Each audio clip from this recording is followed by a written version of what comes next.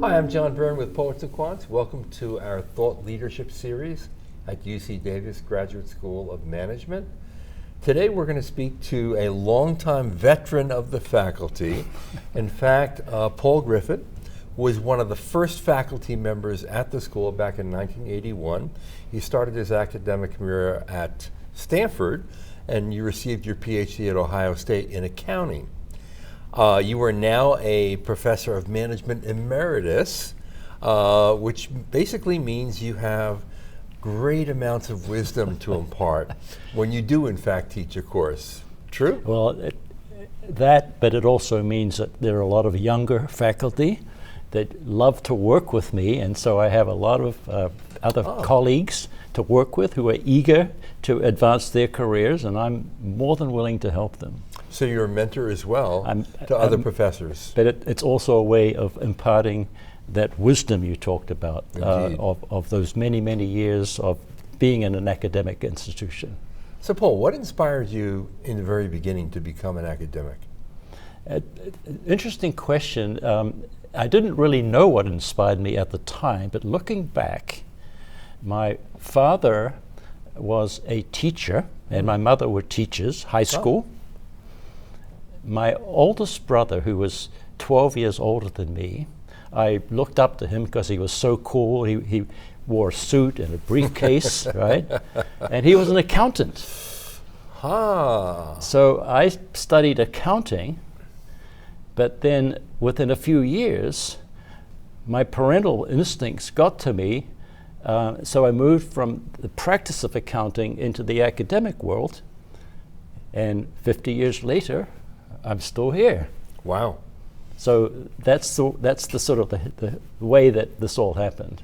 So your parents inspired you to become a teacher, and your brother inspired you to study the field of accounting.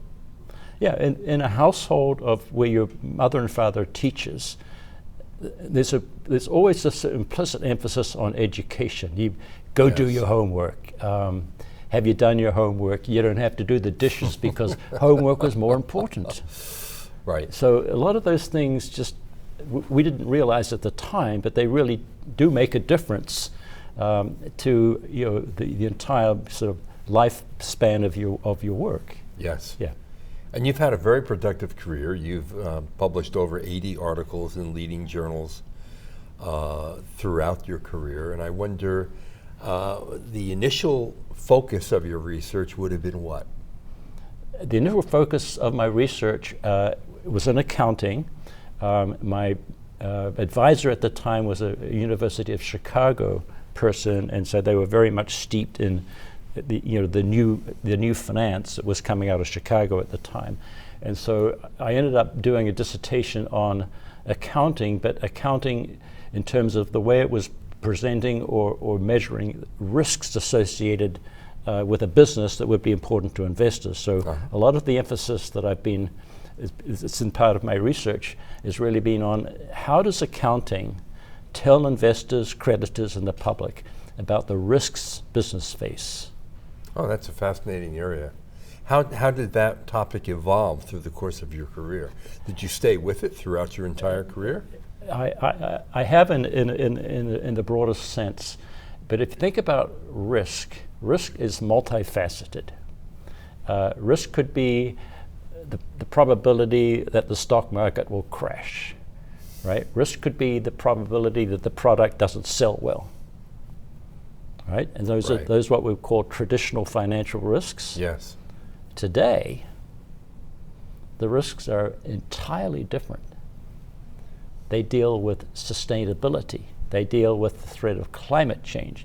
They deal with issues of operations in different countries where there could be food shortages, famines, uprisings, and so forth. So businesses face very different risks today, but they are just as important as those old-fashioned traditional risks, but they are underreported because they're unregulated or much less regulated. So one of my missions is to get the word out such that people recognize these risks, why they're important, and we should pay more attention to them. Given the level of uncertainty of those kinds of risks, I would imagine it's very difficult to put a tangible number to what that risk means. What is the discount on a given stock or my earnings if in fact X occurs? A wildfire in California if I'm an insurance company, or an earthquake, or a flood, or a tsunami in Asia. That would be quite difficult, wouldn't it? Difficulty has never been a problem for me. Difficulty is a challenge, Yes. and it's the sort of thing that academics are and should be doing, is that is confronting difficult issues and presenting options and solutions to those issues. And so when you come to something like wildfire, I've actually had a couple of recent publications on that, and talked to the media on that as well. With the wildfire, we're able to combine a lot of geospatial information, because we have that now, these massive databases on where firms are located and what the conditions are in the locations, and we can map that in and marry that to financial data. So I can look at the linkage between climate data, wildfire incidents, and how that is actually relating into financial statements. So it's really neat. I mean, these are the things we couldn't do a few years back. We can do them now, and I believe I have the capability and the talent to be able to get that into written communications and into the various journals. So it's very exciting for me. Yeah, no, and it's very topical. And very topical, correct. And Paul, you mentioned earlier that your approach to teaching these topics is to seize on a news event and to bring the accounting and financial principles to bear on a given news event, whether years ago it would have been the Enron scandal perhaps, or waste management scandal. There's always a scandal, isn't there? Absolutely. And going back a few years, I mean, the very first scandal that I thought about and actually did research on was the Lockheed bribery scandal. Oh yes. Now, that was a while back. 1960s, no, 70s. Oh, 70s. Okay. 70s. Okay. 70s. But that was an interesting scandal because these were very small amounts in terms of billion-dollar companies, but they're very important to investors. And the SEC got involved in a disclosure program. And at the time, I was fortunate to be called upon by the SEC to actually help them out to do a study of how firms were responding and what the market was saying about these particular disclosures. Right. And so my interest in some of these what we'd call social or environmental disclosures goes back to the Lockheed scandal. Interesting. Now, of all and I'm glad you remembered that. of all the research you've done over the years, is there one that most resonates with you in terms of what you found, in terms of how fascinating or unusual the findings were? Well, it's evolved over time. I mean, some of the early work I did, I thought it was interesting, but it was only through the passage of time that you see how it relates to whatever other people are doing.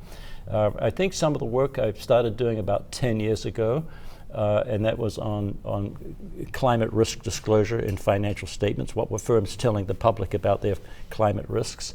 I think that's been most rewarding to me because I can see how regulation and how firms are actually now moving towards a solution that we were thinking about a decade or so ago, to get more disclosure, to be more open and forthcoming, transparent about these particular risks. And the fact that you saw this coming down the road 10 years earlier, because it's really in the last 3 to 5 years it's become a major topic. How did you know 10 years ago that this would be so significant that it would warrant your devotion and your time?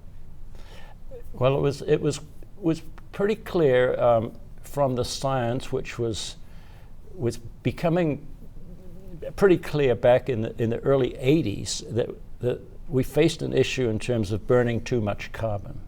Right. And that we're going to heat the planet up too much if we continued to burn in the usual way.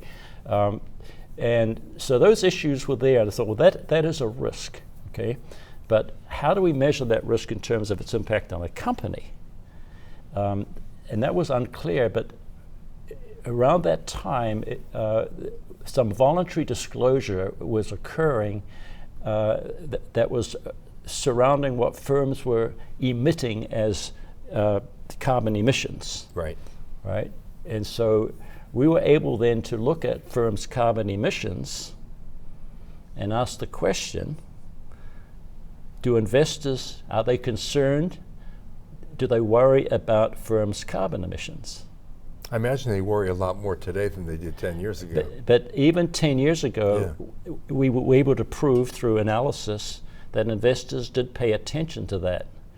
Even though there was no mandatory disclosure, they were only concerned, sort of climate advocates were saying, well, we need to figure out what companies are doing, and on our own, we're going to present this information, but the companies were not doing it. And so we were able to use that data to argue and essentially prove the point that carbon emissions matter to markets. Now, everybody accepts that today. Yes. Except a few, right? But most people accept that today. But they didn't accept that back in 2010 or 2011, more than a decade ago. So it's not just me, it's many others, but we're moving people to think in different ways than they thought a decade or more ago. Now, going back to what Peter Drucker said, what gets managed is what is measured. So if you're measuring this, inevitably it will get managed, right? Correct. And that's the practical effect of it. If managers and executives know that there is some correlation between their carbon emissions and their stock price, they're going to be paying attention to it. Right. We need to add into that public disclosure of that particular item. Exactly.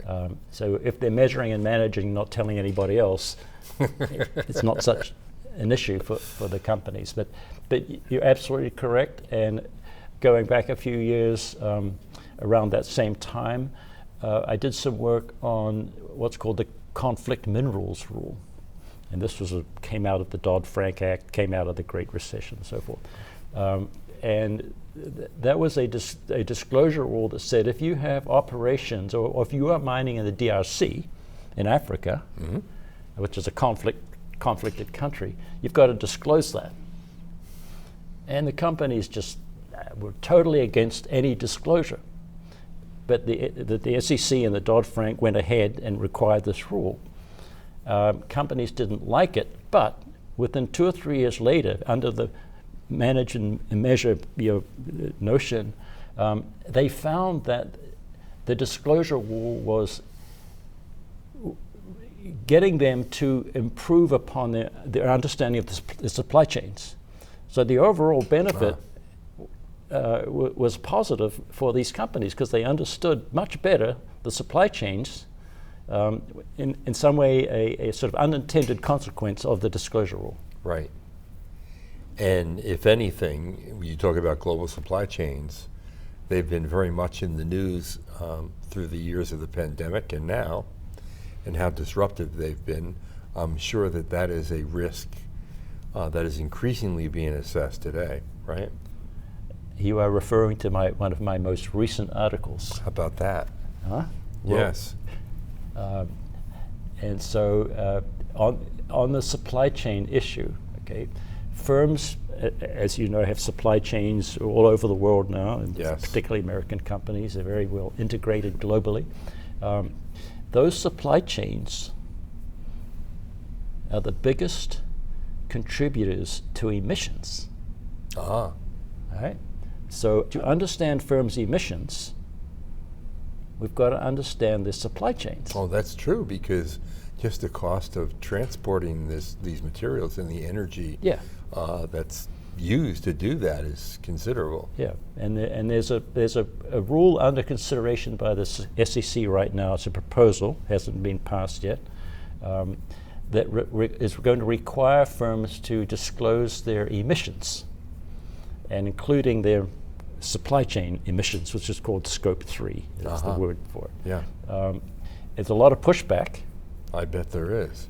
But once they get to measure and manage, as you said, those emissions, they will find it beneficial because they'll understand more about the supply chain. They'll understand the cost of the supply chain in terms of costly emissions that are incorporated in products, which people may not want to purchase if they're very emission-intensive product. So overall, this is many years from now, but there will be a benefit from that, even though there's a lot of pushback right now. Yeah. Yeah.